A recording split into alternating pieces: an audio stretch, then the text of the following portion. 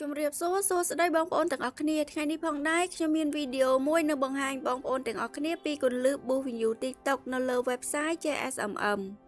សម្រាប់បងប្អូនដែលចង់ឲ្យវីដេអូ TikTok របស់បងប្អូនមានចំនួនអ្នក view ច្រើនបងប្អូនអាចសាកល្បងធ្វើតាមវិធីនៅក្នុងវីដេអូមួយនេះបានធានាថាបងប្អូននឹងឃើញប្រសិទ្ធភាពពិតៗបន្ទាប់ពីបងប្អូនបានធ្វើតាមវិធីនៅក្នុងវីដេអូមួយនេះហើយចំពោះវិធីធ្វើវិញគឺអត់មានអីពិបាកទេបងប្អូនគឺបងប្អូនគ្រាន់តែមាន link វីដេអូ TikTok របស់បងប្អូនអាច boost ចំនួន view បានយ៉ាងច្រើនទៅតាមបំណងរបស់បងប្អូនបានដោយខ្លួនឯងដោយប្រើពេលត្រឹមតែរយៈពេលខ្លីហើយបើនិយាយអំពីតម្លៃសេវាកម្មវិញគឺពិតជាសមរម្យមែនទែនបងប្អូនដូច្នេះហើយកុំឲ្យខាតពេលយូរបងប្អូនអាចទៅតាមដានវិធីធ្វើនៅក្នុងវីដេអូមួយនេះជាមួយនឹងនាងខ្ញុំទាំងអស់គ្នាជាដំបូងតម្រូវបងប្អូន sign up ឬ sign in ចូលទៅកាន់ website JSMM ជាមុនសិនដើម្បីចូលធ្វើសេវាកម្មសម្រាប់បងប្អូនដែលជាសមាជិកថ្មីបងប្អូនអាចបង្កើតគណនីមួយដើម្បីចុះឈ្មោះចូលធ្វើសេវាកម្មបានហើយប្រសិនបើបងប្អូនអត់ទាន់ចេះបង្កើតឬក៏អត់ទាន់ចេះពីរបៀបចុះឈ្មោះចូលទេបងប្អូនអាចចុចចូលមើល link នៅខាងក្រោមវីដេអូមួយនេះបានដើម្បីដឹងពីរបៀបនៃការចុះឈ្មោះចូលបន្ទាប់ពីបងប្អូនបាន sign up ឬ sign in ចូលទៅកាន់ website ហើយបងប្អូននឹងឃើញវាចេញនៅទម្រង់បែបនេះហើយបងប្អូនឃើញមានពាក្យ Instagram Telegram នៅខាងក្រោមហ្នឹងបងប្អូនអូសវាមកបងប្អូននឹងឃើញមានពាក្យថា TikTok បងប្អូនអាចចុចចូលទៅលើពាក្យថា TikTok នឹងបានបន្ទាប់មកបងប្អូនអូសវាមកក្រោមបន្តិចហើយបងប្អូនចុចចូលទៅលើពាក្យថា Category ដែលនៅក្នុងហ្នឹងគឺវាមានសេវាកម្មច្រើនមែនទែនបងប្អូនដែលតាក់ទងទៅនឹង TikTok គឺវាមានដូចជា TikTok Live TikTok Follower TikTok View TikTok Save TikTok Share TikTok Comment Story View Live Stream View គឺមានទាំងអស់បងប្អូនដូច្នេះហើយបងប្អូនចង់ចូលធ្វើសេវាកម្មមួយណាបងប្អូនអាចចុចចូលទៅលើសេវាកម្មមួយនឹងបានហើយសម្រាប់បងប្អូនដែលចង់ធ្វើសេវាកម្មតាក់ទងទៅនឹង view TikTok បងប្អូនអាចចុចចូលទៅលើសេវាកម្មដែលមានពាក្យថា TikTok view នេះបានបន្ទាប់ពីនឹងមកបងប្អូនអាចអូសមកក្រោមបន្តិចហើយបងប្អូនចុចចូលទៅលើពាក្យថា Service ដែលនៅក្នុងនឹងផងដែរគឺវាមាន5 Service សម្រាប់ឲ្យបងប្អូនចុចចូលជ្រើសរើសប្រើប្រាស់ទៅតាមតម្រូវការរបស់បងប្អូន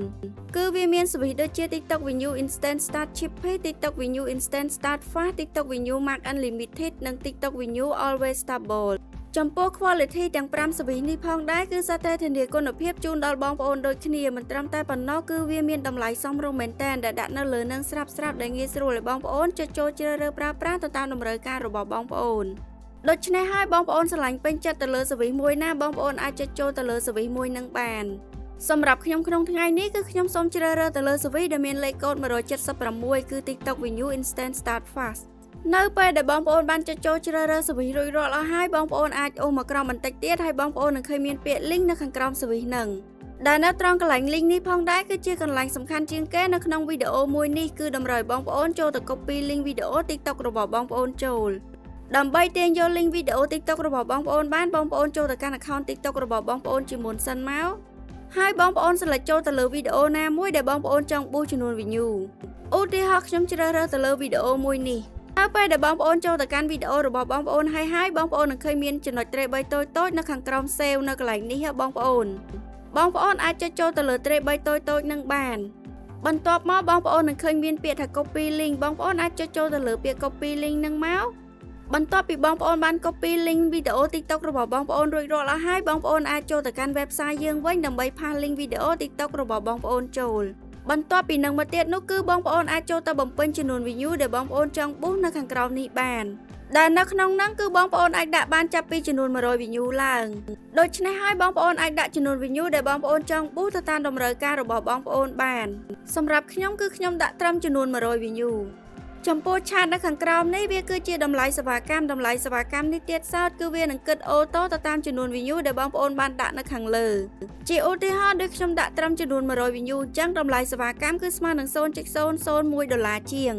ក៏ប៉ុន្តែប្រសិនបើបងប្អូនដាក់ចំនួន view នៅខាងលើនឹងច្រើនជាងនេះបងប្អូននឹងឃើញតម្លៃសេវាកម្មនៅខាងក្រោមនឹងវានឹងកើនឡើងទៅតាមចំនួន view ដែលបងប្អូនបានដាក់នឹងដូចគ្នាឧបមាថាខ្ញុំបង្កើនចំនួន view នៅខាងលើនឹងពី100ទៅ1000អញ្ចឹងបងប្អូននឹងឃើញតម្លៃសេវាកម្មនៅខាងក្រោមវាកើនឡើងមក $0.01 ជាងវិញ បងប្អូនកាន់តែបង្កើនចំនួន view នៅខាងលើតម្លៃសេវាកម្មនៅខាងក្រោមគឺវានឹងកាន់តែកើនឡើងទៅតាមចំនួន view នឹងដូចគ្នាបងប្អូនមិនថាបងប្អូនដាក់ចំនួន view នៅខាងលើនឹងច្រើនប៉ុណ្ណាក៏តម្លៃសេវាកម្មនៅខាងក្រោមនឹងគឺវានឹងគិតឲ្យបងប្អូនអូតូស្រាប់តែម្ដងដែលបងប្អូនអត់ចាំបាច់ពិបាកគិតថាចំនួន view ដែលបងប្អូនបានដាក់ប៉ុណ្ណឹងបងប្អូនត្រូវចំណាយតម្លៃសេវាកម្មប៉ុន្មាននោះទេបងប្អូនចំណែកឯរយៈពេល3ម៉ោង51នាទីដោយដែលបងប្អូនបានឃើញនឹងវាគឺជារយៈពេលដំណើរការនៃការប៊ូសចំនួន view នៅលើវីដេអូ TikTok របស់បងប្អូនមានន័យថាបន្ទាប់ពី3ម៉ោង51នាទីក្រោយនៅពេលដែលបងប្អូនបានចុចចូល submit រួចរាល់បងប្អូននឹងឃើញចំនួន view នៅលើវីដេអូ TikTok របស់បងប្អូនកើនឡើងទៅតាមចំនួន view ដែលបងប្អូនបានប៊ូសប៉ុន្តែជាក់ស្ដែងទៅគឺវាអត់យូរដល់ប៉ុណ្ណឹងទេបងប្អូនត្រឹមរយៈពេល30នាទីអីគឺបងប្អូននឹងឃើញចំនួន view នៅលើវីដេអូ TikTok របស់បងប្អូនកើនឡើងទៅតាមចំនួន view ដែលបងប្អូនបានប៊ូសហើយបងប្អូនហើយ description នៅខាងក្រោមនេះវាគឺជា description របស់ survey ដែលបងប្អូនបានចុចចូលជ្រើសរើសនៅខាងលើដូច្នេះហើយបងប្អូនអាចចូលទៅអាន description នឹងបានហើយមុនពេលដែលបងប្អូនចុចចូល submit បងប្អូនអាចអូសឡើងលើឡើងវិញដើម្បីពិនិត្យផ្ទៀងផ្ទាត់ថារាល់ survey ទាំងអស់បងប្អូនបានចុចចូលជ្រើសរើសបានត្រឹមត្រូវក៏ដូចជា link វីដេអូ TikTok របស់បងប្អូន